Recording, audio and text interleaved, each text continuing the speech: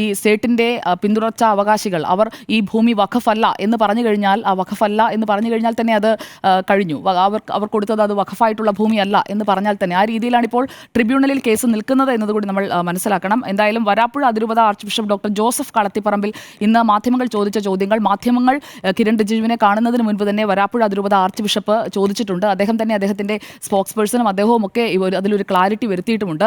ഇക്കാര്യത്തിൽ മന്ത്രിയോട് അദ്ദേഹം ചോദിച്ചത് ഈ പ്രശ്നത്തിന് നിങ്ങൾക്ക് ഈ നിയമം മൂലം ഒരു പരിഹാരം ഉണ്ടാക്കാൻ കഴിയുമോ എന്ന ചോദ്യം ആദ്യം ചോദിച്ചത് ആർച്ച് ബിഷപ്പ് ഡോക്ടർ ജോസഫ് കളത്തിപ്പറമ്പിലാണ്. അദ്ദേഹത്തോട് യെസ് എന്ന മറുപടി കിരൺ റിജിജു കൊടുത്തുവെന്ന് അദ്ദേഹം പറഞ്ഞിട്ടുമുണ്ട്. അത് ഞാൻ ട്രസ്റ്റ് ചെയ്യുകയാണ്. കാരണം ഒരു അതിരൂപതയുടെ ആർച്ച് ബിഷപ്പിന് വന്ന് അങ്ങനെ ഒരു ഉറപ്പ് കൊടുക്കുന്നത് അത് വെറുതെ ഒരു ഉറപ്പായിട്ട് ഞാൻ കരുതുന്നില്ല. അല്ല എന്നുണ്ടെങ്കിൽ it should be proved otherwise. അല്ലാതെ നമ്മളിരുന്ന് വാക്കിട്ട് തല്ലിയിട്ട് കാര്യമില്ലല്ലോ. എന്തായാലും ജസ്റ്റിസ് വിൽ ബി ഡൺ എന്ന ഈ ഫേസ്ബുക്ക് പോസ്റ്റ് നടപ്പാകട്ടെ. കോടതിയുടെ പരിഗണനയിലുള്ള കാര്യങ്ങളിൽ നിയമവഴിയിലൂടെ പരിഹാരം ഉണ്ടാകട്ടെ. വഖഫ് ട്രിബ്യൂണലിൻ്റെ അധികാരങ്ങളിലും ഘടനയിലുമൊക്കെ നിയമ ഭേദഗതി മാറ്റം വരുത്തിയിട്ടുണ്ട്. അപ്പോൾ അതനുസരിച്ചുള്ള ഒരു തീരുമാനത്തിലെത്തി. മുൻപത്തെ ജനങ്ങൾക്ക് അവരുടെ റവന്യൂ അവകാശങ്ങൾ 2-3 വർഷമായി പുനഃസ്ഥാപിക്കാതെ അവർ ബുദ്ധിമുട്ടുന്ന ഒരു സാഹചര്യമുണ്ട്. അത് പുനഃസ്ഥാപിക്കപ്പെടുന്നതിന് എത്രയും പെട്ടെന്ന് അടുത്ത മാസങ്ങളിൽ തന്നെ അതിന് കഴിയണം. വോട്ട് വഴിയായി കണ്ടുകൊണ്ട് ഇതിപ്പോൾ BJP-യെയും കേന്ദ്ര സർക്കാരിനെയും കുറേ കുറ്റം പറഞ്ഞതുകൊണ്ട് എന്തെങ്കിലും കാര്യമുണ്ടെന്ന് ഞാൻ കരുതുന്നില്ല.